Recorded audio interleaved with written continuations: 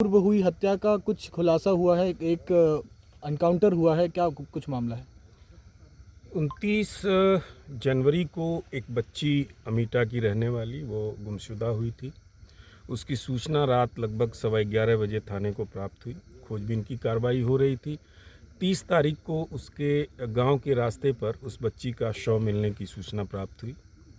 पिता के तहरीर पर सम्यक धाराओं में अभियोग पंजीकृत किया गया।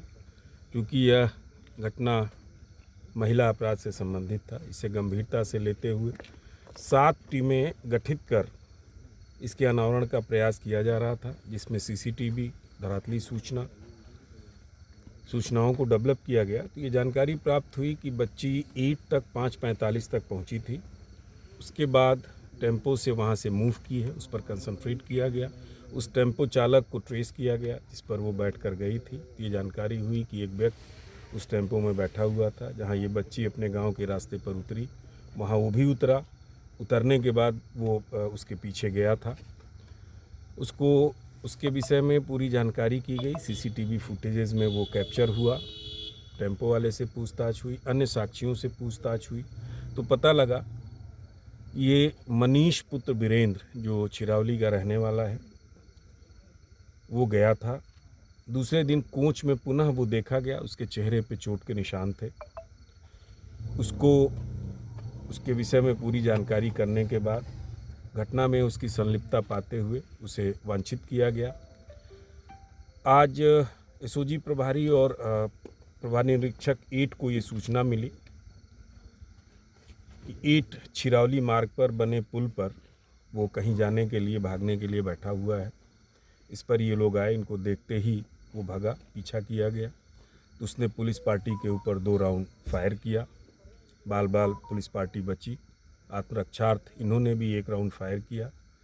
गोली उसके पैर में लगी और उसको हॉस्पिटल रवाना किया गया है। प्रारंभिक पूछताछ में उसने बिल्कुल वही घटना बताई जो टेम्पो वाले और वहाँ के चक्षुदर्शियों ने कहा था।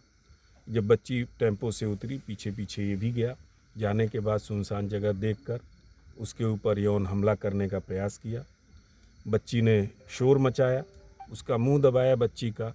उस दौरान उसकी मृत्यु हो गई और उसके डेड बॉडी को नीचे खंती में पानी में डाल दिया और वहाँ से फरार हो गया।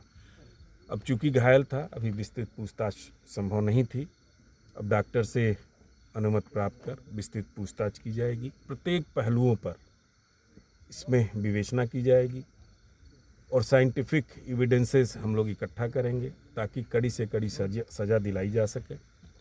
जितने भी उससे संबंधित सामान बरामद है, सभी का हम साइंटिफिक इन्वेस्टिगेशन कराएंगे और कानून के दायरे में रहकर जो भी कड़ी से कड़ी कार्रवाई है, क्योंकि एक जघन्य अपराध था, महिला से संबंधित था और निश्चित तौर पे इसकी मानसिकता सामान्य नहीं है, लिहाजा इसको हम लोगों का प्रयास होगा कि कड़ी से कड़ी सज़ा इसको दिलाएं, जिसके लिए जो भी संभव यथासंभव प्रयत्न होगा हम लोग करेंगे। सर, पुलिस इतने दिन से पूछताछ कर रही है, और लोग कुछ शामिल हैं इसमें?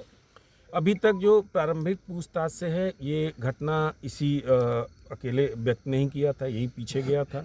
घटना स्थल पे जो साक्षी थे उनसे बातचीत से भी अकेला ही दिखा था। ये भी खुद बता रहा अकेले ही घटना किया है। इसने बलात्कार का प्रयास किया लेकिन बलात्कार नहीं कर पाया है। वो शोर मचाया बच्ची ने, उसका मुंह दबा दिया शोर बचने के लिए शोर से। उसी दौरान उसकी मृत्यु हो गई। सर, टीम को कितना इनाम दिया? सर, टीम को हम 25,000 रुपये का इनाम दे रहे हैं। और एक बात और कहना चाहेंगे कि अभी ये विवेचना हमारी जारी है। इसको और गहराई से, यद्यपि जो चीज़ें हैं लगभग स्पष्ट हैं, लेकिन और गहराई से कोई भी पहलू, कोई भी बिंदु हम इसमें छोड़ेंगे नहीं। ओके।